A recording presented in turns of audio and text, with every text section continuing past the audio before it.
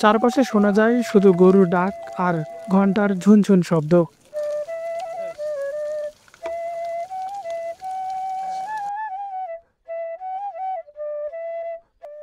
ভোরের আলো ফোটার সঙ্গে সঙ্গে তিস্তার বুকে জেগে ওঠা চরগুলো যেন নতুন জীবনে জেগে ওঠে।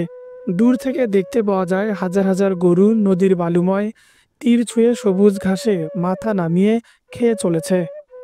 নদীর কেটে আনা উর্বর মাটি আর শিশির ভেজা নরম ঘাসে ভরে ওঠা চর এখন যেন এক অদ্ভুত প্রাণচঞ্চল্যর আসর।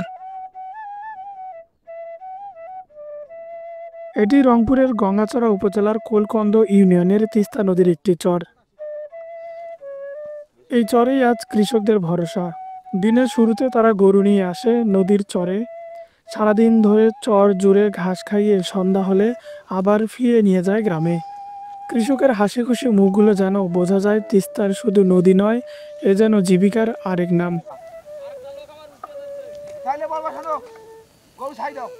এই চরেই দেখা হয় আফজাল হকের সঙ্গে। বয়স ৮০-র কাছাকাছি, মাথায় সাদা ফেটা, চোখে মুখে নদীর মতোই অগাধ শান্তি। ছোটবেলা থেকেই তিনি তিস্তার সঙ্গী। আফজাল হকের কণ্ঠে স্মৃতির স্রোত বইতে থাকে।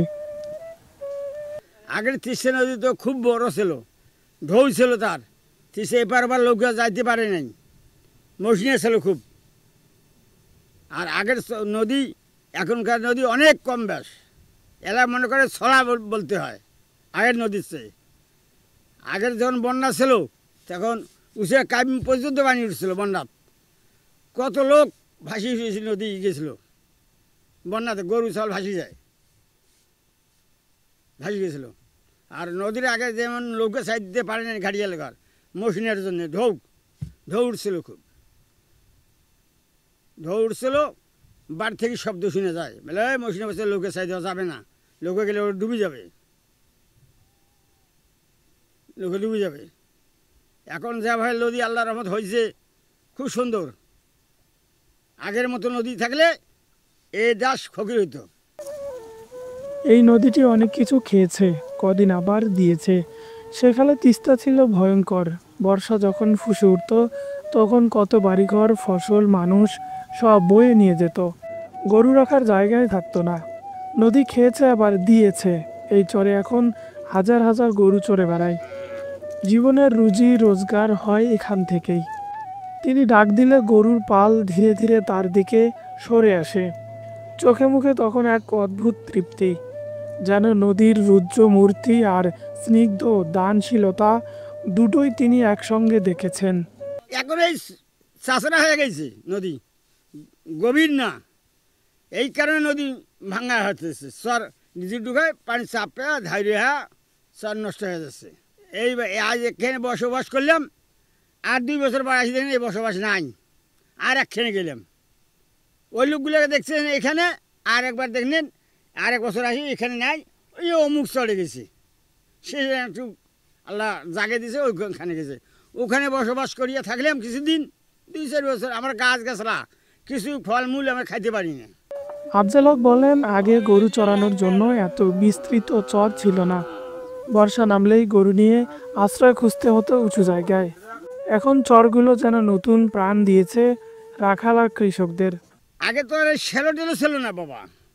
আগে তো এই পাল আসলো বাদামের উপর দিয়া।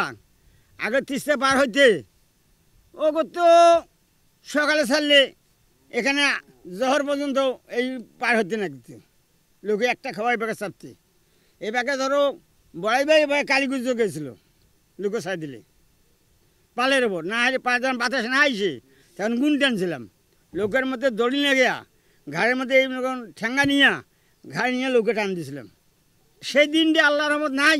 এখন ওই শ্যালো টেলো হয়ে গেছে, স্টার দিয়ে এখন ধর 2 ঘন্টা যেখানে লাগে সেখানে 1 ঘন্টা যায়।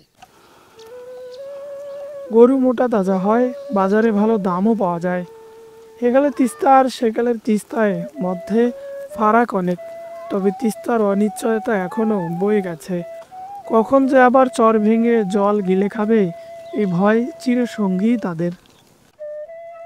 তিস্তার চর তাই শুধু গরু চারণভূমি নয়, এ যেন প্রকৃতি আর মানুষের সহ অবস্থানের প্রতিচ্ছবি।